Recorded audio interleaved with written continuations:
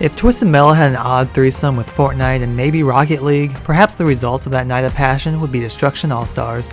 The game about smashing and bashing into rival opponents was originally set to be part of the PlayStation 5's launch lineup next to first-party titles of Marvel's Spider-Man Miles Morales, Sackboy: A Big Adventure, and Demon's Souls, meaning that Destruction All-Stars would have been the only original title in that bunch not from an established franchise. The game ended up pushed from the PlayStation 5's launch date to February of 2021 on disc, digital, and free for PlayStation Plus users for 2 whole months, and the plan likely to follow the success of Rocket League and Fall Guys, 2 other Battle Royale live service games that were previously released on PlayStation Plus. Fall Guys is also PlayStation Plus's most downloaded game ever, which can explain why Sony decided on what was likely a smart move. Destruction All-Stars follows a cast of colorful, unique characters bursting with personality as they duke it out across the world in a variety of arenas on foot and in vehicles. At its announcement, I was impressed with the graphics and the animation, but it wasn't at the top of my list. It wasn't until it was available for free on PlayStation Plus that I tried it, and I fell in love with the title. Which is why today I'll be talking about the good, the bad, and why now is the time you should be playing Destruction All-Stars since a huge update arrives on January 26. Destruction All-Stars is Sony's attempt at a successful Battle Royale live service type of game. Unfortunately, success isn't exactly what happened.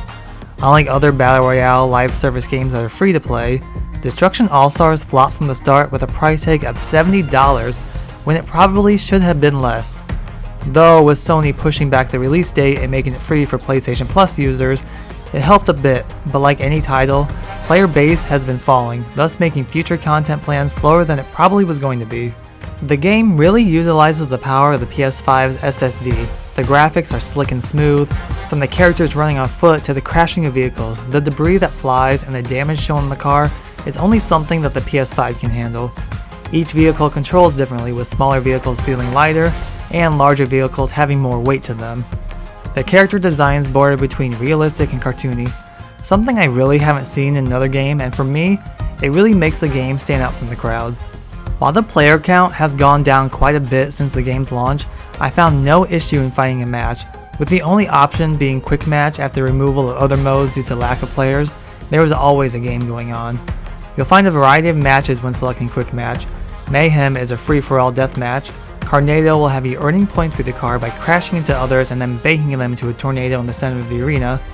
Mayhem Falls and Tornado Falls takes the previous 2 modes, but now each one involves the floor falling, which can either help or harm you depending on your strategy. On weekends, Friday through Sunday, a special mode called Blitz is available, putting 4 teams of up to 3 players against one another. Finding a match in this mode can be difficult though. Unlike Quick Match, it all depends on the time of day when you try, and even then, I often found myself alone or with 2 players on a team, while others have a total of 3. It can be all over the place, but playing on a team can be fun. Teammates take no damage, but crashing into them can cause disruption, so it's best to be careful. Unlike a lot of live service Battle Royale games these days, with Destruction All-Stars, there's enough offline single-player content to add to the game's value. First, there's Story Mode, which puts one All-Star against one or multiple rivals in a light-hearted, beautifully animated story that will start and finish after 7 levels, which range from exclusive modes like a crazy taxi-like mode called Transport to Crash Course, where you have to pass through goals in a set amount of time while worrying about rivals, platforming, and objects in the way, to familiar modes like Tornado and Mayhem. Each character's specific story features challenges that unlock up to 3 stars that help earn customizable items. At the time of this video, not all character story levels have been put into the game, but have been slowly added over time. Unfortunately, story mode packs are locked behind a paywall, which will either require the use of real money or earn credits by playing online. For the amount of exclusive content you're able to unlock, I personally found it worth it. There's also an offline arcade mode, which my only complaint of it would be the lack of split screen. I know we all live in an age where that's fading off, but the 2-player split screen mode would be perfect for this type of game. In this mode, you play against the AI at various difficulties, and can pick from a small number of modes, though I wish modes like the later edition of Tornado Falls was added for offline. You'll also pick your arena type, which for any game mode ranges from large to small arenas in various locations like New York, Barcelona, and London. Some arenas also have traps that can slice and dice opponents or yourself, so you'll have to be watchful of where you drive. Like any battle royale game, the appeal per player lies in the characters themselves. Everyone has that one or few players that they are automatically attracted to, and Destruction All-Stars is no different. The base game features 16 All-Stars, and with the addition of Season 1, a 17th character, Alba, my favorite overpowered badass, was added. The characters all have their own reasons for participating in Destruction All-Stars, as their bios show. Some want to prove themselves, while others have their own agendas. Each character is bursting with personality, from their movements to their outfits, and come from different backgrounds with a wide range of accents. I also love that the developers pushed the boundaries and included characters that would otherwise be scrutinized in various forms of entertainment. The game normalizes these differences, and don't find it necessary to make a statement of it. It's just who they are, and they are like anyone else. Characters are at an even playing field until it comes to their abilities. Each All-Star has two abilities, one on foot called a Breaker, and the other being their hero vehicle with a special ability like Harmony, whose vehicle utilizes speakers that blast opponents away, or Hannah's car with a retractable blade to slice opponents in half. Some of these special abilities are really good, and others I found needing a bit more skill, so it shouldn't be too difficult to find a character that suits your needs. Characters can also take over or wreck over rival vehicles when on foot. Takeovers will put you in control of the vehicle and kick the driver out, while wreckovers will destroy the car and possibly the character inside. The driver will have to waggle the analog stick, while the one taking over will have to select random square or circle buttons to overtake. With this, I wish as the driver I would be able to jump out of the vehicle rather than having to deal with the possibility of the outcome, but I also understand why it's there. When on foot, players can knock other players down or platform to earn crystals to power up their abilities. Characters all have their own unique emotes, shouts, and outfits that range from recolors to completely new designs. Further exclusive content and discount content can be found at the in-game shop that updates daily and can be used throughout all of the game modes.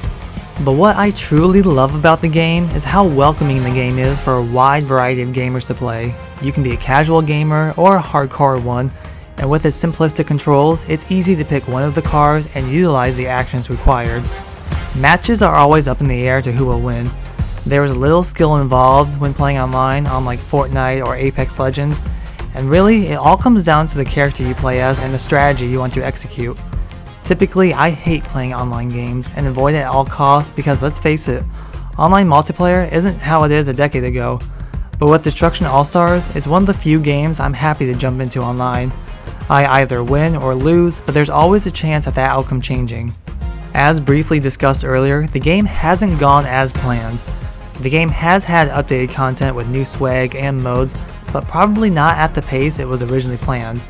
The game would later debut its Season 1 content called Hot Shots and introduce a new character, Alba. The Hot Shots pass is purchasable and, like any other pass, rewards players by playing online with exclusive content for each character. Season 1 was only meant to last from May to July 2021, but has lasted from its launch until January 26, 2022, with a new pass planned to be revealed at a later date, which leads me to my next point. After almost a year of smaller updates to the game, it was announced that Destruction All-Stars would receive a huge update to improve its quality of life and give the game a refresh. As someone who has been witnessing the game slowly dying, it's a relief to see some kind of spark that will hopefully pull in older players and ignite new ones. A big new patch will launch on January 26, 2022 and provide the following updates. A new main menu will have updates to general navigation and a clearer indication of who you're party with, as well as showing your selected character and their selected skin, as well as showing off the game's numerous daily and weekly challenges at first sight. Character and vehicle actions have new visual effects to offer clearer insight to what's happening, like characters double jumping or slamming into other opponents and vehicles. With post-match screens, you'll see your total XP earned in that match faster and broken down to specific sections to know where the most XP was from. After the post-match screen, you'll now see the winner's podium to showcase your unique skins, avatars, banners, and emotes, as well as see the scoreboard, give accolades, leave to the main menu, or queue up for the next match, all faster than before.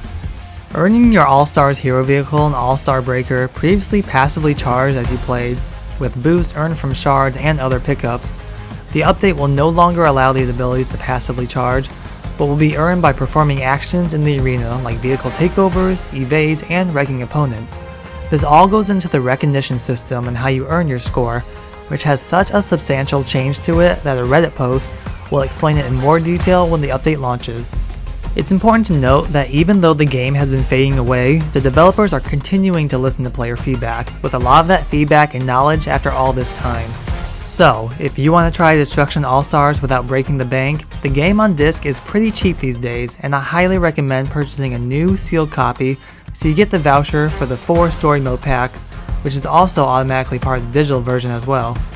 I also highly recommend the digital deluxe version, which includes 8 story mode packs, 1,100 destruction points to spend, an exclusive Lupita legendary crow skin, profile banner set, in-game avatar set, character emo, and digital art book.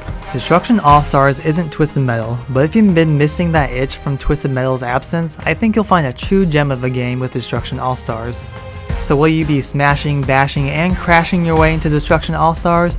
Maybe you've already played Destruction All-Stars. I would like to know your thoughts on the game, so let me know in the comments. Please like and subscribe for future content. Thank you for watching, and as always, I'll see you in the next video.